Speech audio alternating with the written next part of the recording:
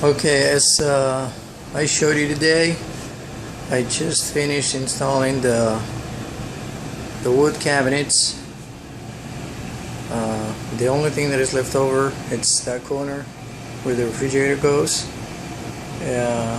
Tomorrow we'll install the refrigerator panel and the top cabinet as well. I installed that corner cabinet too, which has 2 drawers.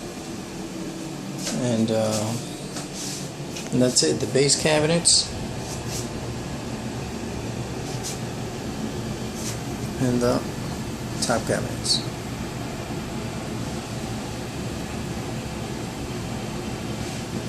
I'll keep you updated. Thank you.